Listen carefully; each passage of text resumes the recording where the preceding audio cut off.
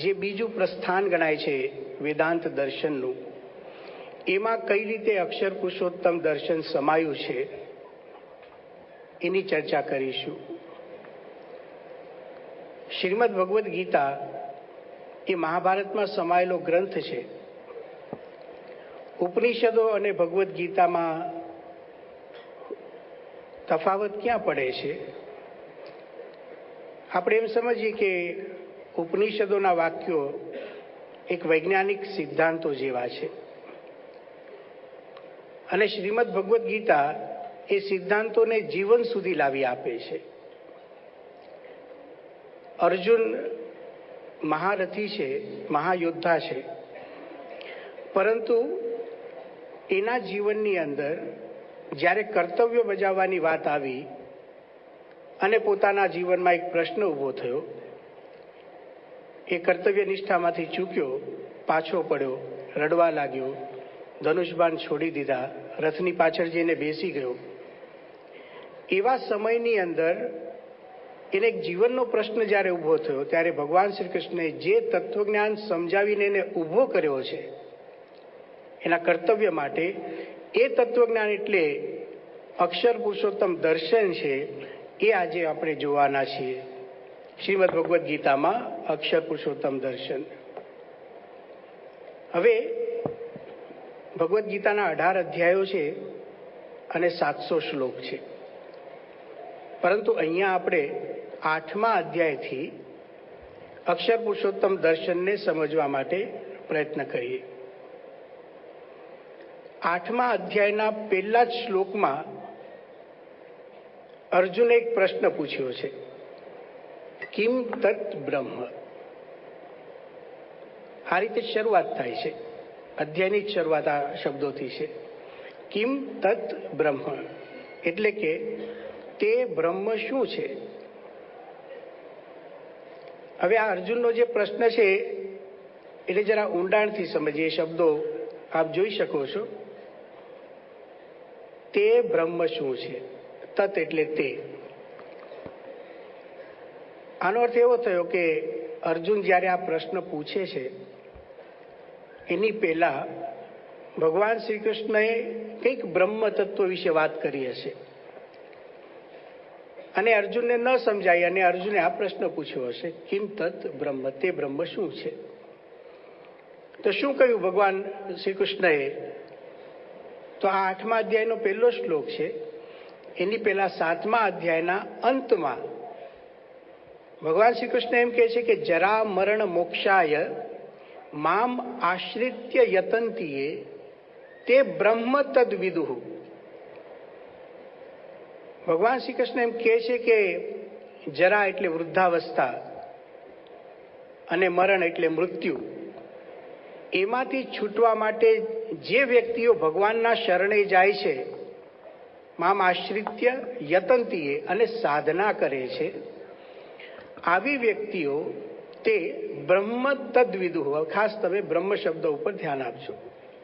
અર્થ તો ભગવાન શ્રી કૃષ્ણ કહેવાના છે. તે બ્રહ્મ તદ્વિદુઃ, એ વ્યક્તિઓ બ્રહ્મને જાણે. એટલે 8મા અધ્યાયમાં તરત અર્જુને પ્રશ્ન પૂછ્યો, કિમ તત બ્રહ્મ.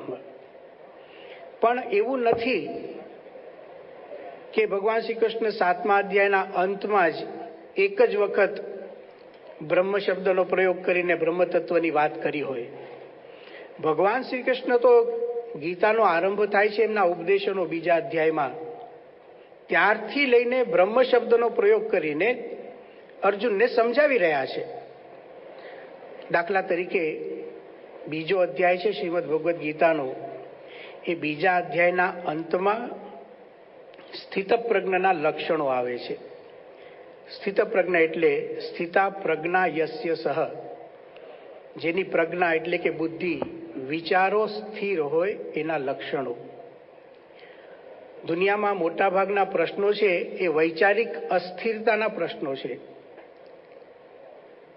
નિર્ણયો ન લઈ શકવા, શંકામાં રહેવું, આ બધા વૈચારિક અસ્થિરતાના પ્રશ્નો છે. અર્જુન એવી વૈચારિક અસ્થિરતામાં હતો અને એને પ્રશ્ન પૂછ્યો હતો, સ્થિત પ્રજ્ઞસ્ય કા ભાષા समाधिस्थस्य केशव स्थितधिः किम प्रभाषेत किमासीत व्रजेत किम. હે શ્રી કૃષ્ણ, સમાધિનિષ્ઠ સ્થિત પ્રજ્ઞના લક્ષણો શું છે? કા ભાષા, ભાષા એટલે લક્ષણો. અને કેવળ એને આટલા જ શબ્દોમાં પ્રશ્ન નથી પૂછ્યો, એ જીવંત વ્યક્તિમાં પ્રશ્ન પૂછે છે. સ્થિતધિ કિમ પ્રભાષેત, એ કઈ રીતે બોલતો હોય. આનો અર્થ એ થયો કે સ્થિર બુદ્ધિ વાળી વ્યક્તિઓ બોલતી પણ હોય છે. સ્થિતધિ કિમ પ્રભાષેત, કિમાસીત એ કઈ રીતે બેસતો હોય, વ્રજેત કિમ એ કઈ રીતે ચાલતો હોય. તો સમાધિનિષ્ઠ પુરુષો કેવળ બેઠા જ હોય, કઈ ક્રિયા કરતા જ ન હોય, ધ્યાન જ કરતા હોય એમ નથી. અર્જુને તો એ કઈ રીતે ચાલતા હોય, કઈ રીતે બોલતા હોય, એમાં તમે મને સમજાવો, આવો પ્રશ્ન પૂછ્યો છે. એ સ્થિતપ્રજ્ઞના લક્ષણો સમજાવતા ભગવાન શ્રી કૃષ્ણએ 18 શ્લોકોમાં સુંદર ઉત્તરો આપ્યા છે કે એના જીવનનું વલણ કેવું હોય. તો પ્રજાહતિ યદા કામાન, બધી જ કામનાઓને, લૌકિક કામનાઓનો ત્યાગ કરીને જીવન જીવતો હોય, જેના જીવનની અંદર ક્રોધ ન હોય, માન ન હોય, સમભાવ હોય. આ પ્રકારના શબ્દો આપીને, જુદા જુદા દ્રષ્ટાંતો આપીને કાચબાનું દ્રષ્ટાંત આપે છે કે જેમ કાચબાને અડી એને એના પગને, મોઢું ને બધું સંકેલી લે, એ રીતે જે પોતાની ઇન્દ્રિયોની વૃત્તિઓનો સંકેલી લે તો સમજવું એ સ્થિતપ્રજ્ઞ છે. આ રીતે વાત કરતા કરતા બધું જ પૂરું થયું. એનો ઉપસંહાર ભગવાન શ્રી કૃષ્ણ પોતે કરે છે 18 શ્લોકો બોલીને. એના છેલ્લા શ્લોકની અંદર, બીજા અધ્યાયનો 72મો શ્લોક છે, એમાં પહેલી વાર ભગવદ્ ગીતામાં બ્રહ્મ શબ્દનો પ્રયોગ થયો છે, જે અત્યારે આપણે એનો વિચાર કરીએ છીએ. ઉપસંહાર કરે છે સ્થિતપ્રજ્ઞતાના લક્ષણોનો. અને ભગવાન શ્રી કૃષ્ણે કહ્યું, એશા બ્રાહ્મી સ્થિતિ પાર્થ નૈનામ પ્રાપ્ય વિમુહ્યતિ. હે અર્જુન, આ મેં જે લક્ષણો સ્થિતપ્રજ્ઞના, સમાધિનિષ્ઠ પુરુષના જે લક્ષણો કયા, એને બ્રાહ્મી સ્થિતિ, બ્રહ્મની સ્થિતિ કહેવામાં આવે છે. બ્રાહ્મી સ્થિતિ એટલે બ્રહ્મની સ્થિતિ. બ્રહ્મની સ્થિતિ એટલે શું? બ્રહ્મની જીવન પદ્ધતિ. બ્રહ્મ આ પ્રકારનું જીવન જીવતા હોય છે. હવે અત્યારે વાક્ય ઉપર આપણે વધારે વિચાર નથી કરવો. અત્યારે આપણે એટલું જ સમજીએ, ભગવાન શ્રી કૃષ્ણ બ્રહ્મ શબ્દનો પ્રયોગ કરીને ઉપદેશ આપે છે. 3 અધ્યાયનો 15મો શ્લોક છે, એમાં ભગવાન શ્રી કૃષ્ણએ ફરીથી બ્રહ્મ શબ્દનો પ્રયોગ કર્યો. તસ્માત સર્વગતમ બ્રહ્મ. આ બ્રહ્મ છે એ સર્વગત એટલે બધે જ વ્યાપીને રહ્યું છે. 4 અધ્યાયનો 24મો શ્લોક છે, એના એક જ શ્લોકની અંદર 6 વખત બ્રહ્મ શબ્દનો પ્રયોગ થયો છે. બ્રહ્માર્પણમ બ્રહ્મ હવિઃ, બ્રહ્માગ્નૌ બ્રહ્મણાહુતમ, બ્રહ્મેવ તેન ગંતવ્યમ, બ્રહ્મ કર્મ સમાધિના. 6 વખત બ્રહ્મ શબ્દનો પ્રયોગ 4 અધ્યાયનો આ 24મો શ્લોક છે. 5મા અધ્યાયના 21મા શ્લોકમાં ફરી બ્રહ્મ શબ્દનો પ્રયોગ ભગવાન શ્રી કૃષ્ણ કરે છે અને વાક્ય એવું બોલે છે, સ બ્રહ્મ યોગ યુક્તાત્મા સુખમ અક્ષયમ અશ્નુતે. જે વ્યક્તિ બ્રહ્મના યોગથી યુક્ત બને છે એને અક્ષય સુખની પ્રાપ્તિ થાય છે. ત્યાર પછી 6થો અધ્યાય, જેમાં યોગીના લક્ષણ છે, યોગના લક્ષણ છે, યોગ સાધનાનું નિરૂપણ કર્યું છે, એમાં પણ એમ કહેવામાં આવ્યું કે યોગી બ્રહ્મભૂત બ્રહ્મ નિર્વાણમ અધિગચ્છતિ. જો બ્રહ્મ શબ્દ સંભળાય છે. અને 7મા અધ્યાયમાં મેં પહેલા કહ્યું એ રીતે ભગવાન શ્રી કૃષ્ણ કહે છે, જરા મરણ મોક્ષાય મામ આશ્રિત્ય યતંતીએ તે બ્રહ્મ તદ્વિદુઃ. પાછો બ્રહ્મ શબ્દ આવ્યો. વારંવાર બ્રહ્મ શબ્દનો પ્રયોગ કરીને ભગવાન શ્રી કૃષ્ણ અર્જુનને જીવન જીવવાની પદ્ધતિ સમજાવે છે. એટલે અર્જુનને થયું કે ભગવાન શ્રી કૃષ્ણ આ શબ્દનો વારંવાર પ્રયોગ કરે છે અને મને કહી રહ્યા છે. એટલે એને 8મા અધ્યાયમાં આ પ્રશ્ન પૂછ્યો, કિમ તત બ્રહ્મ. 8મા અધ્યાયનો 1લો શ્લોક એટલે શ્રીમદ ભગવદ્ ગીતાનું લગભગ મધ્ય. 700 શ્લોકોની ગીતા છે અને આ લગભગ 310મો શ્લોક છે. અડધી ગીતા પૂરી થઈ ગઈ. ભગવાન શ્રી કૃષ્ણ બીજા અધ્યાયથી બ્રહ્મની વાત કરે છે, અને પેલા એ પૂછ્યું 8મા અધ્યાયમાં કે તમે મને બ્રહ્મની વાત કરો છો, પણ છે શું એ તો કહો. ખરેખર ભગવાન શ્રી કૃષ્ણને થયું હશે એટલે બીજા અધ્યાયમાં પૂછવું જોઈએ. મને તો એમ કે તું માથું હલાવે છે એટલે સમજતો હોઈશ બધું. તો મેં તો કેટલા ઉત્સાહમાં એક શ્લોકમાં 6 વખત બ્રહ્મ શબ્દનો પ્રયોગ કર્યો. પણ સ્વાભાવિક છે કે શરૂઆતના શ્લોકો, શરૂઆતના અધ્યાયોમાં તો અર્જુન રડે છે. રડતા માણસને કોઈ સમજાવતું હોય ને તો સમજાવનારને ખબર છે કે શું સમજાવે છે, પણ પેલાને કંઈ જ ન ખબર પડે. હા એ પાડતો હોય, કદાચ ના એ પાડતો હોય. ધીમે ધીમે એની મૂંઝવણ દૂર થાય છે, એટલે એને પ્રકાશ થાય છે અંદર. એને લાગ્યું કે ભગવાન શ્રી કૃષ્ણ બહુ જ એક અગત્યના તત્વની વાત કરે છે.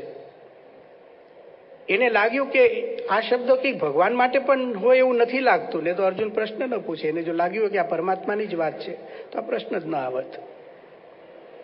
એટલે એને પૂછ્યું કિમ તત્ બ્રહ્મ. એટલે જો આ વાક્યમાં અર્જુનનો પ્રશ્ન છે, એમાં તત્ શબ્દ છે, અને ગુજરાતીમાં તે બ્રહ્મ શું.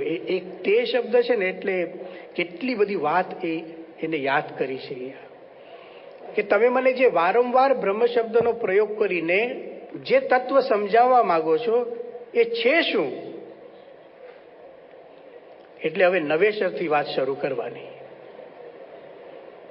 બ્રહ્મ શબ્દનો અર્થ પૂછ્યો એટલે સ્વાભાવિક છે એને બ્રહ્મ શબ્દથી જવાબ તો ન જ અપાય.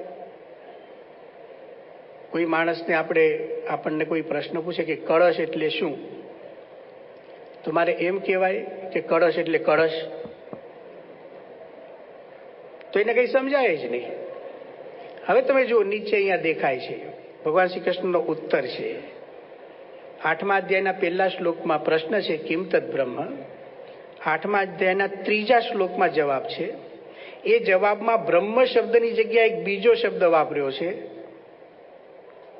અને બીજો શબ્દ આપણા માટે એટલે આનંદપ્રદ છે કે ત્યાં આપણને અક્ષર પુરુષોત્તમ દર્શનના દર્શન થાય છે. ભગવાન શ્રી કૃષ્ણે જવાબ આપ્યો અક્ષરમ બ્રહ્મ પરમ.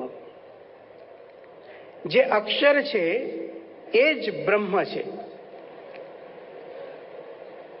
બંને શબ્દોને ભેગા કરીએ એટલે એને અક્ષર બ્રહ્મ કહેવાય. એટલે આ તત્વના 3 નામ પડે છે, અક્ષર, બ્રહ્મ અને અક્ષર બ્રહ્મ. સ્વામિનારાયણ ભગવાને વચનામૃતમાં આ બધા શબ્દો વાપર્યા, પણ અત્યારે શ્રીમદ ભગવદ્ ગીતા આપણે જોઈએ છીએ એટલે ભગવાન શ્રી કૃષ્ણે બહુ સ્પષ્ટ શબ્દમાં બ્રહ્મ શબ્દના પર્યાય તરીકે, એટલે કે એ જ અર્થવાળો બીજો શબ્દ આપ્યો. હવે એમણે વિચાર કર્યો કે પાછો આ 18મા અધ્યાયમાં પૂછે નહીં કે અક્ષર શું છે, એટલે એમને તરત જ એ જ અધ્યાયની અંદર 8મો અધ્યાય એમાં અક્ષરનો મહિમા કયો છે. યદક્ષરમ વેદ વિદો વદંતી વિશંતિ યદ યતય વીતરાગાહ યદિચ્છન્તો બ્રહ્મચર્યમ ચરંતી તત્તે પદમ સંગ્રહેણ પ્રવક્ષ્યે. ભગવાન શ્રી કૃષ્ણના વાક્યો છે, શ્રીમદ ભગવદ્ ગીતાના વાક્યો છે. 8મા અધ્યાયનો 11મો આ શ્લોક છે. વેદોને જાણનારા વિદ્વાનો પણ જેનું પ્રતિપાદન કરે છે, આસક્તિ વિનાના સંયમીઓ જેમાં પ્રવેશ કરે છે, અને જેને ઈચ્છનારાઓ બ્રહ્મચર્યનું પાલન કરે છે, એવું એ અક્ષર દિવ્ય સ્થાન છે. તે સ્થાન વિશે તને હું ટૂંકમાં કહીશ. યદ અક્ષરમ વેદ વિદો વદંતી.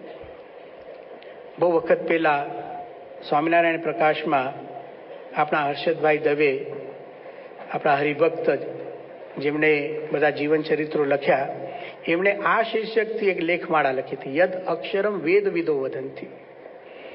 આનો બીજો એક અર્થ એવો પણ નીકળે છે, યદ અક્ષરમ વેદ વિદો વદંતી. વેદ વિદો એટલે વેદ વિદહ, વેદના જાણકારો.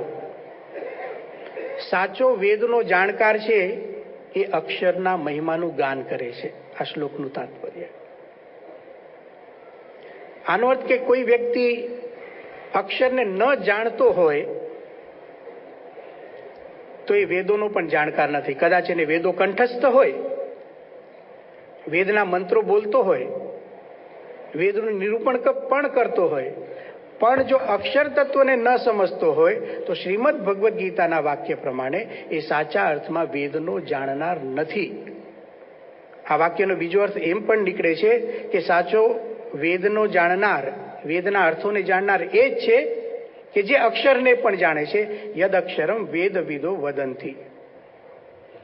બ્રહ્મ શબ્દના જવાબમાં અક્ષર શબ્દ આવ્યો અને અક્ષર શબ્દનો આ મહિમા આવ્યો. 8મા અધ્યાયનું નામ પણ શ્રીમદ ભગવદ્ ગીતામાં અક્ષર બ્રહ્મયોગ છે. અહીંયા આપણે એક ધ્યાનમાં લેવા જેવી બાબત શું છે? આ અક્ષર તત્વની વાત થઈ 8મા અધ્યાયમાં. બ્રહ્મ શબ્દના ઉત્તર રૂપે અક્ષર શબ્દ અહીંયા આવ્યો છે. હવે ગીતાનો આ બ્રહ્મ શબ્દ કે અક્ષર શબ્દ એ પુરુષોત્તમનો વાચક નથી, પરબ્રહ્મનો વાચક નથી, એવું પાછું ભગવદ્ ગીતામાં જ લખ્યું છે.